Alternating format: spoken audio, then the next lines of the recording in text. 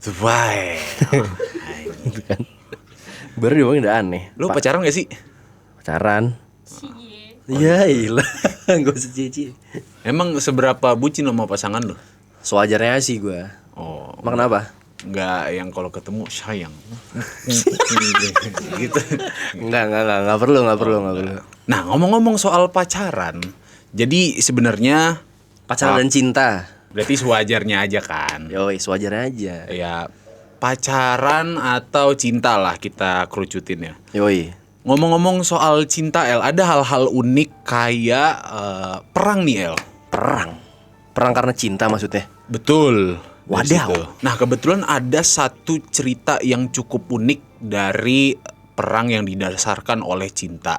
Itu dari ceritanya Ken Arok yang jatuh cinta pada Ken Dedes, El. Gue tahu tuh mereka. Setahu gue tuh pas SMP diajarin tuh. Nah, iya, El, jadi ini tuh bermula dari Ken Arok yang jatuh cinta sama Ken Dedes. Alright. Yang dimana nih dia merupakan istri dari Tunggul Ametung yang merupakan penguasa Tumapel. Nah, katanya nih si Ken Arok ini ngelihat tanda suci yang ada di badannya Ken Dedes, yang katanya itu tuh merupakan simbol keturunan raja. Buset, jadi si Ken Dedes ini udah punya suami sebenarnya. Nah iya, betul. Dan kebetulan nih si Ken Arok ini nih pengen memiliki si Ken Dedes dan pengen juga menguasai si Tumapel. Pebinor anjir.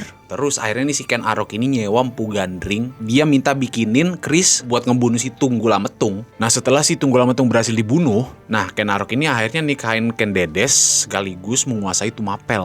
Absolut sinema anjing. Nah, dengan berkuasanya Ken Arok, akhirnya berdirilah nih kerajaan Singosari. Tapi akibat dari perbuatan Ken Arok, muncullah nih dendam keluarga Tunggul Ametung hingga memicu perang berdarah antar generasi. Keren juga ya, kayak di film-film gitu ceritanya. Tapi gue juga ada nih Ki. Di abad ke-17 ada perang saudara di Ternate. Perang saudara? Kok bisa? Jadi ada dua pangeran di Kesultanan Ternate yang mencintai wanita yang sama nih. Dia itu putri bangsawan Tidore. Mereka ini saling memperebutkan wanita itu Ki. Sampai saling mencurigai satu sama lain soal siapa nih yang didukung oleh ayah mereka. Pokoknya persaingan cinta ini tuh sampai memperkeruh situasi politik yang ada di situ Ki waktu itu. Jadi emang dasarnya hubungan mereka udah gak baik ya? Iya, situasi memanas sampai ada perebutan tahta dan perang saudara internal. Akibatnya Kesultanan Tidore melemah. Hubungan Ternate dan Tidore sampai rusak. Bahkan VOC sama Tidore itu sampai ikut campur sama permasalahan di Ternate itu.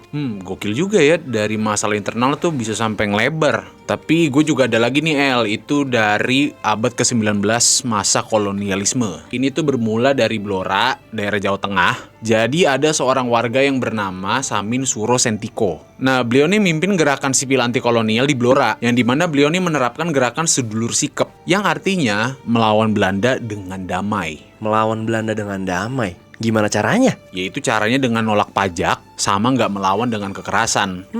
Make sense sih. Nah, beberapa sumber lokal sih bilang kalau si Samin ini tuh dihina sama pejabat Belanda terkait perempuan. Nah, dari gerakan itulah akhirnya lahir nih anti Belanda yang berbasis cinta, martabat, dan kesederhanaan. Oh, kayak hipis-hipis di Amerika gitu ya. John Lennon bro. Ya betul, walaupun nggak sampai perang, gerakan perlawanan sipil itu tuh tetap menjadi api abadi dalam rakyat. Emang tuh Belanda-Belanda itu sok jago banget ya. Kalah sama Jerman aja petatang petenteng. Oke lanjut nih, gua ada cerita pemberontakan Trunajaya dan Amangkurat I. Jadi Amangkurat I ini pemimpin dari Kesultanan Mataram. Dia dikenal sebagai penguasa yang otoriter dan kejam. Menurut cerita yang beredar sih, Amangkurat I ini suka ngerebut istri ataupun bangsawan untuk dijadikan selir.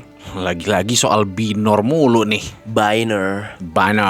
Nah, karena perbuatan keji si Amangkurat I itu, banyak bangsawan yang dipermalukan dan keluarga dihancurkan, termasuk si Trunajaya ini. Dan Trunajaya ini adalah pangeran dari Madura. Trunajaya juga nggak ngerasa puas sama pemerintahan si Amangkurat I ini. Jadi itu pemicu perangnya? Bener, akhirnya Trunajaya menyerang Mataram. Dan dia berhasil merebut ibu kota dari Mataram, yaitu Pleret. Tapi pada saat itu, VOC membantu Amangkurat I untuk menumpas pemberontakan si Trunajaya. Dan akhirnya Trunajaya pun kalah. Dia ditangkap dan dihukum mati. Shit man, lagi-lagi tuh VOC ikut campur ya. Nah tapi nih El, kali ini mau gue ceritain juga gak kalah ribet. Gue yakin Pik Cinema lagi nih. Nah jadi kejadian ini tuh terjadi di Sulawesi Selatan ya El. Yaitu adanya cinta terlarang dari seorang pemuda biasa dengan putri bangsawan. Berat tuh friend. Oh ya jelas, akhirnya cinta mereka nih gak direstuin karena kan gak setara. Akhirnya nih si pemuda itu tuh diusir bahkan sampai mau dihukum mati. Buset, segitunya? Nah aneh banget kan orang zaman dulu. Terus akhirnya si pemuda itu melarikan diri. Lama gak muncul nih. selama dia kabur, ternyata dia nih menggalang kekuatan rakyat hingga menyewa pasukan bayaran. Dia mimpin pemberontakan terhadap keluarga kerajaan. Kelas, pure revenge itu bro. Akhirnya terjadilah pemberontakan kecil namun penuh dengan darah. Beberapa kerabat raja nih akhirnya diredam sama pasukan Bone. Akhirnya kisah ini tuh dikenang dalam tradisi Bugis sebagai simbol cinta dan perlawanan. Itu baru namanya bucin keren. Gue ada lagi nih Ki, terakhir. Kali ini perangnya dipimpin sama perempuan. Namanya Ratu Kalinyamat yang merupakan penguasa Jepara. Wih, matriarki nih. Jadi gimana ceritanya? Jadi Ratu Kalinyamat ini merupakan seorang istri dari Sultan Hadlirin. Suaminya dibunuh sama Portugis di Malaka. Akhirnya dia bersumpah untuk balas dendam. Ini saking dia cintanya sama suaminya ya. Bener Ki, bahkan dia sampai nyukur rambut, hidup zuhud atau meninggalkan kenikmatan dunia, dan sudah mempersiapkan untuk jihad. Itu mah udah gak main-main soal cinta kayak gitu. Akhirnya dia memimpin armada Jepara dengan lebih dari 50 kapal buat menyerang Malaka. Emang sih waktu itu berakhir kalah, tapi serangannya tercatat dalam sejarah sebagai satu-satunya Ratu Nusantara yang memimpin armada perang luar negeri. Ratu Kalinyamat juga dikenang sebagai simbol cinta dan keberanian perempuan. Wih, gokil juga ya. Sekarang gua tanya nih El, lu sendiri berani gak rela berkorban buat cewek lu? Be gentle aja bro, anjing. Oh gitu.